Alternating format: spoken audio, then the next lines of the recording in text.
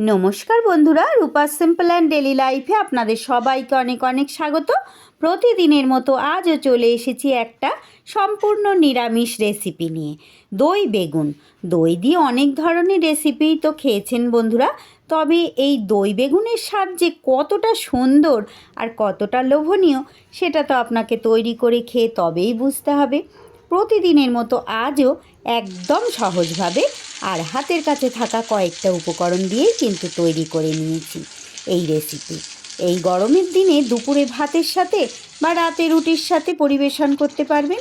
যদি অন্য দিনের মতো আজকের রেসিপিও ভালো লেগে থাকে তাহলে প্লিজ বন্ধুরা ভিডিও শেষে একটা লাইক আর ছোট্ট একটা কমেন্ট করে জানিয়ে যাবেন যে কেমন লাগলো।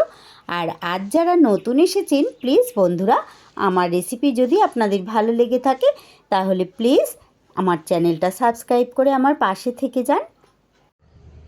রেসিপির জন্য এখানে বেশ মাঝারি সাইজের দুটো কচি বেগুন আমি নিয়ে নিয়েছি। জানি না এর ভেতরে এবার পোকা টোকা আছে কি না। আমি এটা কেটে ধুয়ে পরিষ্কার করে নিয়ে ফিরে আসছি। দেখুন বন্ধুরা, বেগুন কিন্তু আমি এইভাবে গোল গোল করে একটু মোটা করে এইভাবে যেভাবে আমরা বেগুন ভাজা খাই আর কি, ঠিক সেইভাবে আমি বেগুনটাকে কেটে ধুয়ে পরিষ্কার করে নিয়েছি। এবার আমি এই বেগুনটার মধ্যে একটু নুন হলুদ মাখিয়ে নেব।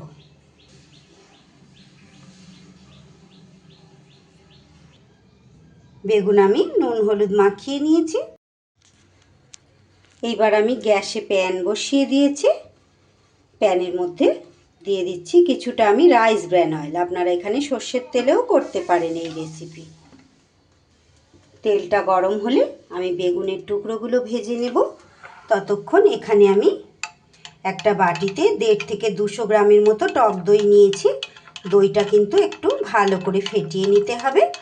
যেহেতু দই বেগুন তাই দইয়ের পরিমাণটা কিন্তু আমি বেশিই নিয়েছি। দুটো বেগুনের জন্য প্রায় আমি 200 গ্রামের মতো দই নিয়েছি। এটা আপনারা বেগুনের পরিমাণ যেমন নেবেন সেই মতো দইটা নেবেন। ভীষণই সুন্দর লোভনীয় একটা রেসিপি বন্ধুরা। এই গরমকালে কিন্তু খুব ভালো লাগে খেতে। দুপুরবেলা গরম ভাতের সাথেই বলুন বা রুটি পরোটার সাথেও কিন্তু আপনারা এই রেসিপি তৈরি করে খেতে পারবেন। তেল গরম হলে এবার আমি বেগুনগুলো ভেজে নেব।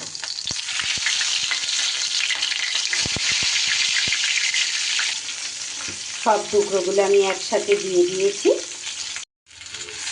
বেগুনগুলো কিন্তু আমার বেশ উল্টে পাল্টে লাল লাল করে ভাজা হয়ে গেছে। এবার আমি এগুলোকে একটা পাত্রে তুলে নেব। বেগুনগুলো কিন্তু আমি সব তুলে নিয়েছি। এবার ওই প্যানের মধ্যে আরও একটু রাইস ব্র্যান অয়েল আমি দিয়ে দিলাম। এবার এই তেলের মধ্যে ফোড়নে দিয়ে দিলাম দুটো শুকনো লঙ্কা। ফোড়নের লঙ্কাটা আমার ভাজা ভাজা হতে হতে আমি গ্যাসটা কমিয়ে দিয়েছি। একটা মশলার পেস্ট আমি তৈরি করে নেব। সরি বন্ধুরা, গ্যাসটা আমি বন্ধই করে দিয়েছি। মশলাটা তৈরি করে নিয়ে ফিরে আসছি। মশলা তৈরির জন্য আমি মিক্সির বাটিতে দিয়ে দিচ্ছি খুব অল্প পরিমাণ একটু আদা। এরই মধ্যে দিয়ে দেব ভর্তি ভর্তি 1 টেবিল চামচ পোস্ত, দিয়ে দেব 1 টেবিল চামচ চাল মগজ, দিয়ে দেব 1 চা চামচ ধনের গুঁড়ো, দিয়ে দিচ্ছি 1 চা চামচের একটু কম জিরের গুঁড়ো, আর দিয়ে দিচ্ছি আমার স্বাদ অনুযায়ী 4-5টা কাঁচা লঙ্কা। এবার আমি এর মধ্যে একটু জল দিয়ে একটা মিহি পেস্ট তৈরি করে নেব। মিহি পেস্ট একটা তৈরি হয়ে গেছে। এদিকে গ্যাসটা আমি আবার জ্বালিয়ে দিয়েছি। আমি এবারে পেস্ট করা মশলাটা দিয়ে দিলাম। মিক্সির বাটিটা ধুয়ে একটু জল দিয়ে দিলাম। এবার মশলাটা কিন্তু খুব ভালো করে কষিয়ে নিতে হবে গ্যাস কমিয়ে নিয়ে। যেহেতু নিরামিষ মশলা খুব বেশি সময় আমার লাগবে না, তবুও আদাটা তো আছে, আদার কাঁচা গন্ধটা কিন্তু একেবারেই ভালো লাগবে না। তাই খুব ভালো করে কষিয়ে নেব গ্যাস কমিয়ে দিয়ে। এবার এরই মধ্যে দিয়ে দিচ্ছি কালারের জন্য 1 চা চামচ কাশ্মীরি লঙ্কার গুঁড়ো। মশলা থেকে কিন্তু অলরেডি তেল ছাড়তে শুরু করে দিয়েছে, তবুও আরও কিছুটা সময় আমি খুব ভালো করে কষিয়ে নেব, যাতে আদার একটুও কাঁচা গন্ধ না থাকে। এবার আমি এই পর্যায়ে দিয়ে দেব যে ফেটিয়ে রাখলাম যে দইটা, সেই দইটা অবশ্যই কিন্তু গ্যাস কমিয়ে নিয়ে দিতে হবে, না হলে কিন্তু দইটা কেটে যাবে মশলায় দেওয়ার সাথে সাথে।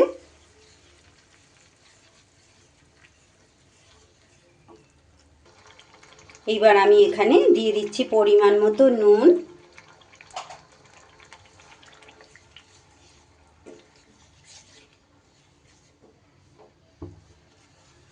কিন্তু দইয়ের বাটি ধোয়া জলটা অফ ক্যামেরায় সামান্য একটু দিয়ে দিয়েছি। দিয়ে এইবার গ্যাসটাকে আমি বাড়িয়ে দিয়েছি। দই দেওয়ার সময় প্রয়োজন হলে বন্ধুরা আপনারা গ্যাসটাকে নিভিয়েও দিতে পারেন।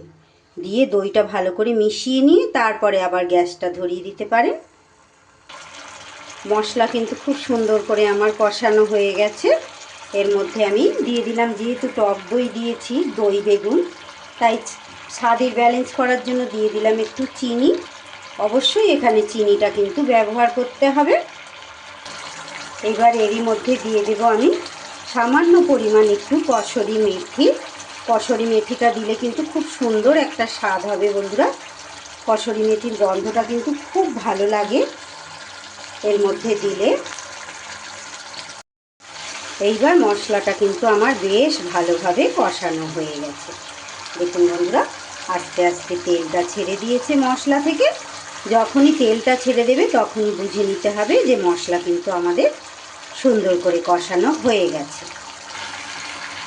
তেলটা পুরোপুরি ওপরে ভেসে উঠেছে। এইবার আমি দিয়ে দেব এখানে পরিমাণ মতো জল। খুব অল্প জল আমি দিলাম, কারণ বেগুনটা তো আমার সিদ্ধ করাই আছে। বেগুন তো আর আমার গ্রেভির মধ্যে সিদ্ধ হওয়ার ব্যাপার নেই, তাই জন্য খুব অল্প পরিমাণ জল দিয়ে ফুটিয়ে নিলাম। জল দেওয়ার সাথে সাথেই তো ফুটে গেছে।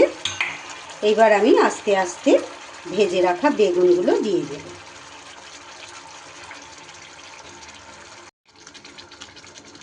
সব বেগুনগুলোকে কিন্তু আস্তে আস্তে আমি দিয়ে দিয়েছি গ্রেভির মধ্যে। এবার উপর থেকে একটু ছড়িয়ে দিলাম ধনেপাতা কুচি, আর দিয়ে দিচ্ছি 3টে কাঁচা লঙ্কা। কাঁচা লঙ্কাটা আমি চিরিনি, গোটাই দিয়েছি, আপনারা চাইলে এখানে চিড়েও দিতে পারেন। এবার আমি গ্যাস বন্ধ করে দিলাম। এতটা সময় ধৈর্য ধরে যেসব বন্ধুরা আমার রেসিপি দেখছেন তাদের সবাইকে অসংখ্য অসংখ্য ধন্যবাদ, অনেক ভালোবাসা, অনেক শুভকামনা। যারা নতুন এসেছেন প্লিজ বন্ধুরা আমার চ্যানেলটা সাবস্ক্রাইব করে আমার পাশে থাকুন। নতুন পুরনো সব বন্ধুদের আমার অনেক অনেক আন্তরিক শুভেচ্ছা, অনেক ভালোবাসা। এইবার আমি কয়েক মিনিটের জন্য ঢাকা দিয়ে দেব।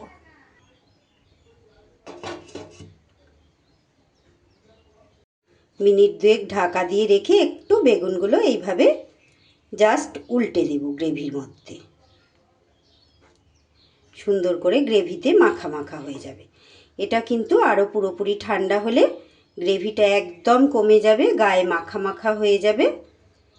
কত সুন্দর দেখতে হয়েছে শুধু দেখুন বন্ধুরা, দেখলেই খেতে ইচ্ছা করবে। তাহলে আমার আজকের রেসিপি কেমন লাগলো বন্ধুরা, দই বেগুন? আশা করছি ভালো লেগেছে। অন্য দিনের মতো সম্পূর্ণ নিরামিষ একটা দই বেগুনের রেসিপি আমি শেয়ার করলাম। কেমন লেগেছে অবশ্যই একটা ছোট্ট কমেন্ট করে জানিয়ে যাবেন। আজকের রেসিপি তাহলে এখানেই শেষ করছি। সবাইকে অনেক অনেক ভালোবাসা, অনেক ধন্যবাদ।